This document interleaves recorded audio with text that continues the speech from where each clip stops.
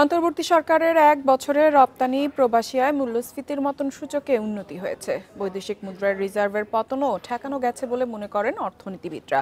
তবে সবচেয়ে বেশি প্রত্যাশিত অর্থনৈতিক সংস্কার উপেক্ষিত বলে মত তাদের। যদিও অর্থ উপদেষ্টা বলছেন সংস্কার শুরু হয়েছে, যা পরবর্তী সরকারকে অব্যাহত রাখতে হবে। ৩ বছরে $18 বিলিয়ন কমে গত বছর জুলাই মাসে রিজার্ভ নামে ৩০ বিলিয়নের নিচে। তার আগে ডলার সংকটে ১.৫ বছরে টাকা দর হারায় ৩০ ভাগ। সেই সঙ্গে আমদানির সক্ষমতা কমায় ২ বছরে চড়া মূল্যস্ফীতি বাজারে। গত বছর জুলাই মাসে ১৬ বছরের মধ্যে সর্বোচ্চ খাদ্য মূল্যস্ফীতি দাঁড়ায় ১৪.১০%। নামে বেনামে ঋণে খেলাপি হয় ব্যাংক খাতের কয়েক লাখ কোটি টাকা, যদিও নানা অপকৌশলে তা আড়াল করার চেষ্টা করা হয়। ২০২০-২১ অর্থবছরের পর হুন্ডির চাপে $২৪ বিলিয়ন ছুঁতে পারেনি প্রবাসী আয়। অর্থনীতিবিদরা বলছেন, আওয়ামী শাসনের শেষ কয়েক বছর অর্থনীতির মূল সূচকগুলো নিম্নমুখী ছিল, যার কয়েকটি ইতিবাচক ধারায় ফিরেছে গত এক বছরে। রপ্তানি খাত রেমিটেন্সে আমরা একটা প্রবৃদ্ধি দেখেছি, মূল্যস্ফীতি কমানোর একটা ট্রেন্ড আমরা দেখছি। ফরেন রিজার্ভও আমরা যেরকম একটা ফল দেখছিলাম আগের সরকারের আমলে, তাকে একটা ব্রেক দেওয়া গেছে। ব্যক্তি খাতে বিনিয়োগ এবং কর্মসংস্থানের ক্ষেত্রে আমরা কোনো সুস্পষ্ট কোনো কর্মসূচি দেখিনি। রাজস্ব খাতে দীর্ঘদিনের অনিয়ম অব্যবস্থাপনায় কর জিডিপি অনুপাত 7% ঘরে। এনবিআরের পাশাপাশি ব্যাংক, বিদ্যুৎ, জ্বালানি খাত সহ অর্থনীতির গুরুত্বপূর্ণ প্রতিষ্ঠান সংস্কারে বড় প্রত্যাশা পূরণ হয়নি। বিভিন্ন সংস্কারের যে প্রস্তাবনাগুলো ছিল, আমরা গত এক বছরে আসলে সেই সংস্কারের প্রস্তাবনা নিয়ে সরকারের মধ্যে সেরকম আগ্রহ দেখিনি। এই সংস্কার প্রস্তাবনাগুলো কীভাবে বাস্তবে কার্যকর করা যেতে পারে, আমার কাছে এটা মনে হয়েছে এই জায়গাটা একটা মিসড অপরচুনিটি হয়েছে। যদিও অর্থ উপদেষ্টা অর্থনীতিবিদদের বক্তব্য মানতে নারাজ। তিনি বলছেন, আর্থিক খাতের প্রতিষ্ঠানগুলোতে 15 বছরের বিশৃঙ্খলা অনিয়ম এক বছরে দূর করা অসম্ভব। কিছুটা আমরা চেষ্টা করছি সংস্কার করতে, চেষ্টা কঠিন না। 15 বছরের যে জগদ্দল পাথর, প্রতিষ্ঠান নষ্ট হয়ে গেছে, প্রক্রিয়াগুলি নষ্ট হয়ে গেছে, মানুষও নষ্ট হয়ে গেছে। কিন্তু আমাদের যে সংস্কারের সংগ্রামটা কিছু কিছু করছি, কিছু কিছু আমরা রেখে যাব পরবর্তী সরকারের জন্য। ফেব্রুয়ারিতে নির্বাচনের আগেই ব্যবসার পরিবেশ উন্নয়ন সহ আর্থিক খাতের আরও সংস্কার দৃশ্যমান হবে বলে জানান নীতি নির্ধারকরা। Hari Saha, Independent News, Dhaka. গত এক বছরের অর্থনৈতিক সংস্কার নিয়ে আরো বিস্তারিত আলোচনা করতে আমাদের সাথে যুক্ত হয়েছেন অর্থনীতিবিদ আইনুল ইসলাম। আইনুল ইসলাম, আপনাকে স্বাগত জানাচ্ছি অর্থনীতি সারাদিনের শুরুতেই। আপনার কাছে জানতে চাইবো, গত এক বছর যে সংস্কার হয়েছে, এই সংস্কারের বিষয়ে আপনার মূল্যায়ন কি? আপনাকে ধন্যবাদ।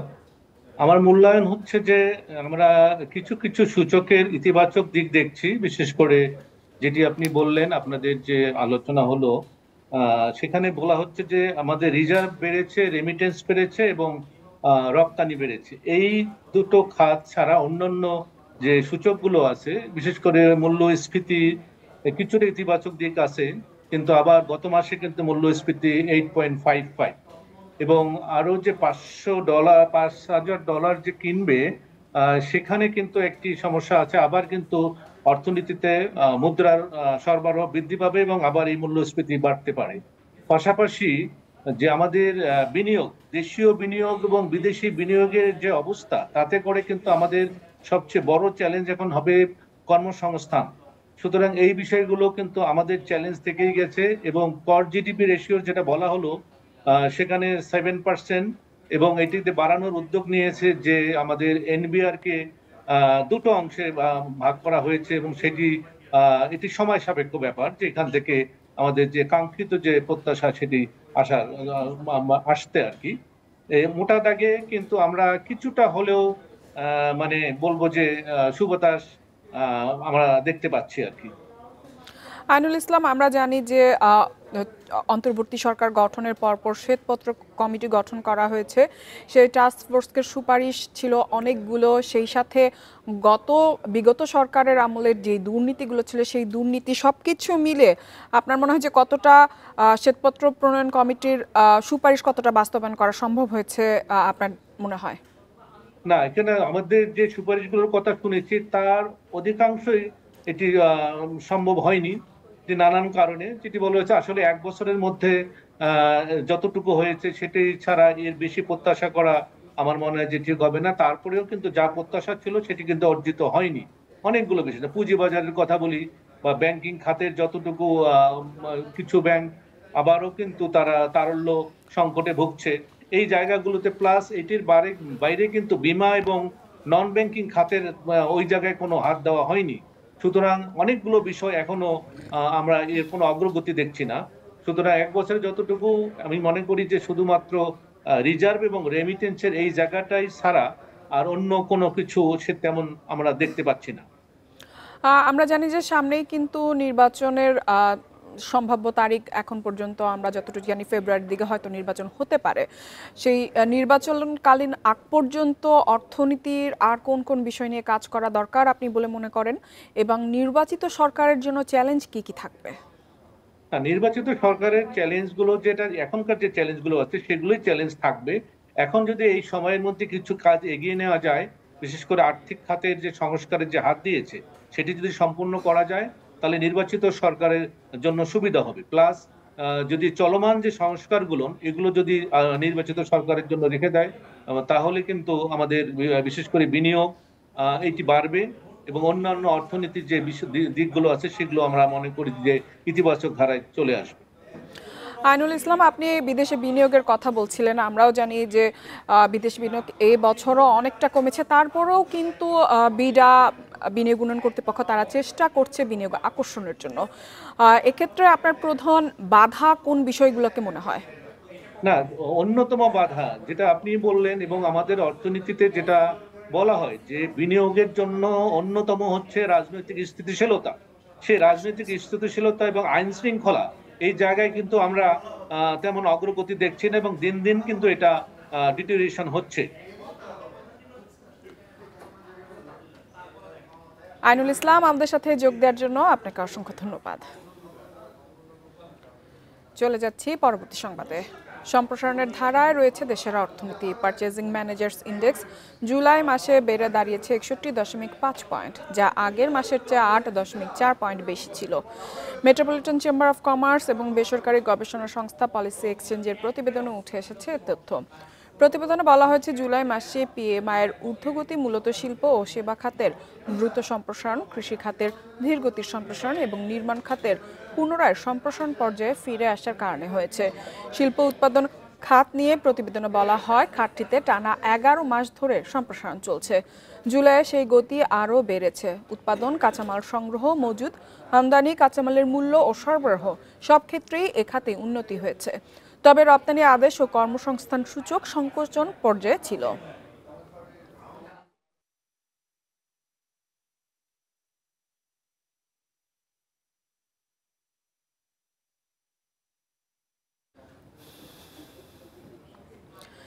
দেশের ইতিহাসে সবচেয়ে বেশি খাদ্যশস্য মজুত রয়েছে। খাদ্য মন্ত্রণালয়ের তথ্য অনুযায়ী চাল, ধান ও গম মিলিয়ে মোট 21,53,000 টন খাদ্যশস্য মজুত রয়েছে বর্তমানে। খাদ্য মন্ত্রণালয় জানায় বর্তমানে সরকারিভাবে 19,17,000 টন চাল এবং 1,72,000 টন গম মজুত রয়েছে।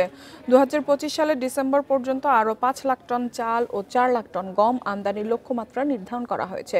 সরকারিভাবে এবছর 5,35,000 টন ধান ও 19,67,000 টন চাল সংগ্রহ করা হয়েছে। দেশে খাদ্যশস্যের পর্যাপ্ত সরবরাহ নিশ্চিত করতে সরকারি ও বেসরকারি উভয় খাতে আমদানি বাড়ানো হয়েছে। চলতি বছরের ডিসেম্বর পর্যন্ত খাদ্যশস্য মজুতের লক্ষ্যমাত্রা 15 লাখ টনের বেশি নির্ধারণ করা হয়েছে।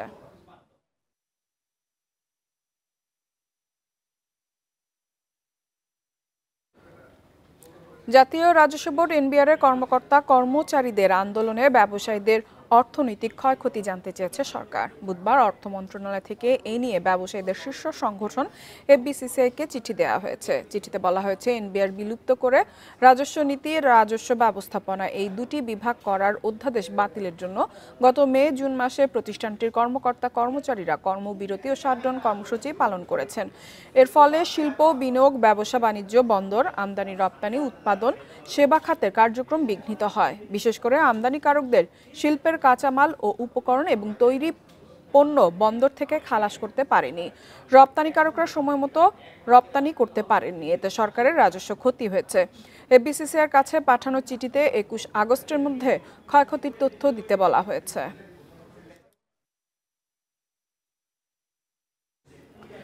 রাজধানীর বাজারে হঠাৎ বেড়েছে পেঁয়াজ, আদা ও ডিমের দাম। সপ্তাহের ব্যবধানে কেজিতে 10 থেকে 20 টাকা পর্যন্ত বেড়েছে। পেঁয়াজ বিক্রি হচ্ছে 80 থেকে 85 টাকায়। এছাড়া ডিম, আদা সহ বেশ কিছু নিত্যপণ্যের দামও বেশ চড়া।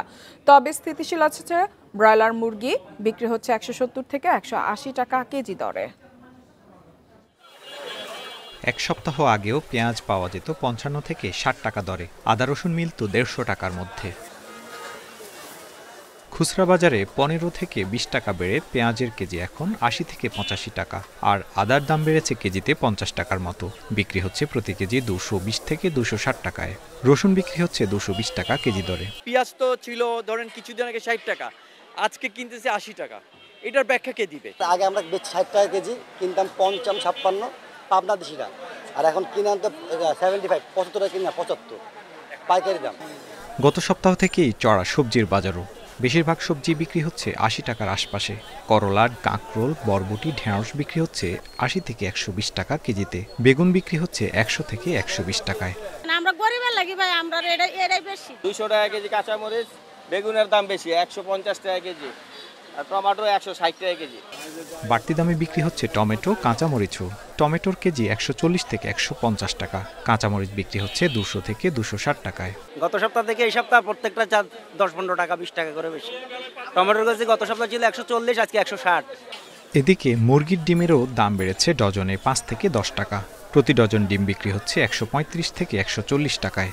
তবে স্থিতিশীল আছে ব্রয়লার মুরগির দাম, বিক্রি হচ্ছে 170 থেকে 180 টাকা কেজি দরে। আর সোনালী মুরগি বিক্রি হচ্ছে 320 থেকে 330 টাকায়। আগে ছিল 120 টাকা, এখন হলো 140 টাকা করে।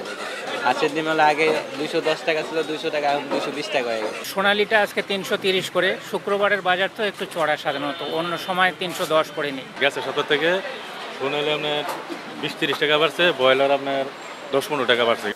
বাজার সংশ্লিষ্টরা বলছেন, টানা বৃষ্টিতে খাদ্যশস্যের যোগান ব্যাহত হতে পারে। তবে কৃত্রিম সংকট ঠেকাতে পদক্ষেপ নেওয়ার তাগিদ ক্রেতা বিক্রেতাদের। Tarek Hossain, Independent News, Dhaka. পথ চলার এক যুগ উদযাপন করেছে দেশের প্রিমিয়াম রিটেল চেইন ইউনিমার্ট। এ উপলক্ষে বৃহস্পতিবার বর্ণাঢ্য সেলিব্রেশন নাইটের আয়োজন করে প্রতিষ্ঠানটি, যেখানে ইউনিমার্টের গুণগত মান, উদ্ভাবন এবং গ্রাহক সেবার চিত্র তুলে ধরা হয়।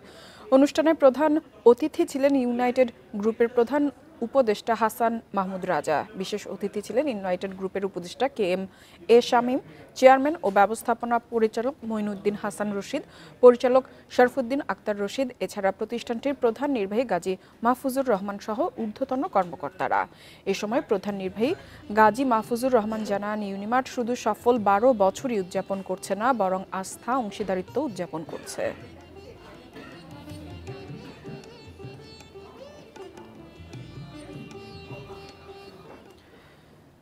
দিনাজপুরে কৃষি নির্ভর জেলা হলেও স্বাধীনতার পর গড়ে ওঠেনি উল্লেখযোগ্য কৃষিভিত্তিক শিল্প প্রতিষ্ঠান। নেই আধুনিক রাইস মিল, কৃষিভিত্তিক প্রক্রিয়াজাতকরণ শিল্প কিংবা হিমাগার। এতে কৃষকরা বঞ্চিত হচ্ছেন ন্যায্য মূল্য থেকে। এই শিল্পায়ন না হওয়ার জন্য গ্যাস সংযোগ না থাকা এবং সরকারি বেসরকারি উদ্যোগের ঘাটতি সহ নানা কারণকে দায়ী করছেন ব্যবসায়ীরা। চাল ও লিচুতে ভরপুর কৃষি নির্ভর জেলা দিনাজপুর। তবে শস্য ভাণ্ডার হলেও স্বাধীনতার পর থেকে গড়ে ওঠেনি কৃষিভিত্তিক শিল্প প্রতিষ্ঠান। বছরে গড়ে ধান চাল বেচে কেনা হয় 7,500 কোটি টাকা, আর লিচু 500 কোটি টাকার বেশি। অথচ নেই কোনো আধুনিক রাইস মিল, ফল বা সবজি প্রক্রিয়াজাতকরণ শিল্প, নেই হিমাগারও। এতে ন্যায্য দাম থেকে বঞ্চিত হচ্ছেন কৃষকরা। 3 টার্মে 15 বছরে তারা কোন রকম কৃষিভিত্তিক যে কলকারখানা, কৃষিভিত্তিক যে আমাদের ইন্ডাস্ট্রি, এইসব বিষয়ে তারা কোনো মাথা ব্যথা তাদের ছিল না। পর্যাপ্ত গ্যাস সরবরাহ, হিমাগার স্থাপন ও পণ্য পরিবহনের সুবিধা না থাকায় কৃষিভিত্তিক শিল্প গড়ে ওঠেনি বলে মত ব্যবসায়ীদের। সবকিছুকে যদি একটি সুন্দর কাঠামোতে আনা যায়, তাহলে আমি মনে করি খাদ্যশস্য ভাণ্ডারের দিনাজপুর এই ধানটাকে, বিশেষ করে ঐতিহ্যগত যে ধানগুলো আছে তার পাশাপাশি বর্তমান যে প্রচলিত ধানগুলো আছে এটা আরো বেশি সাফল্য পাবে বলে আমি মনে করি। 4 লেন রাস্তা এবং আঞ্চলিক এয়ারপোর্ট এগুলি যদি আমরা ডেভেলপ করতে পারি তাহলে আসলে আমাদের জন্য একটা কৃষি ভিত্তিক যে শিল্পকর্ম সেটা গড়ে উঠতে হবে।